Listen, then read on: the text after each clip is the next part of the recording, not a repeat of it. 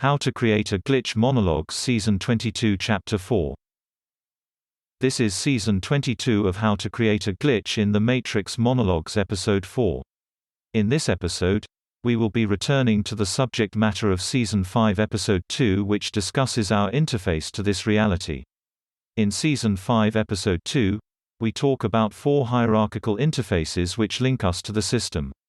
These 4 interfaces are: 1's theory of reality, law, conventionality and reactive emotionality. The most commonly used interface, and the barest, most basic form of interface, is our reactive emotionality. These are the reactive thoughts we have to physical stimuli, achieved reflexively, through our attention and sensation. Conventionality are the patterns in human behavior which establish precedents for others to mirror. Law is the real intellectual substrate which we use to define, delimit and shape human behavior. Last is our theory of reality, which describes the manner by which we categorize and sort our experiences about the physical and social world. Now, these basic forms of interface are important because ultimately there are 2 kinds of actors in the system: those who conceptualize their experiences into higher concepts, generating an archetypal structure or alignment, and those who react instinctively to the reactive thoughts of others.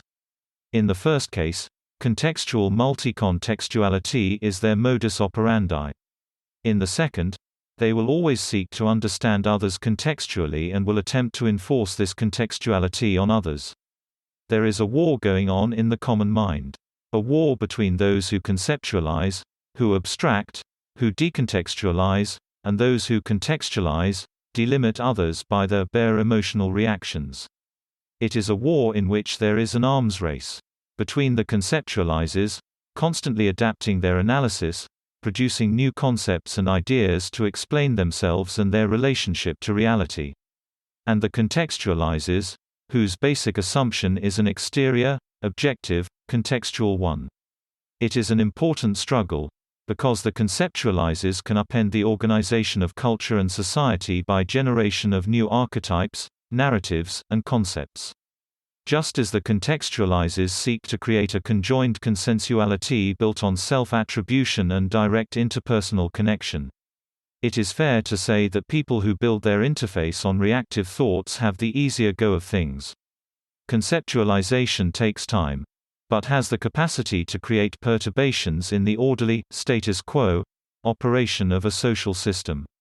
Contextualization seeks to maintain the status quo, by ultimately undermining the objective of a nuanced understanding.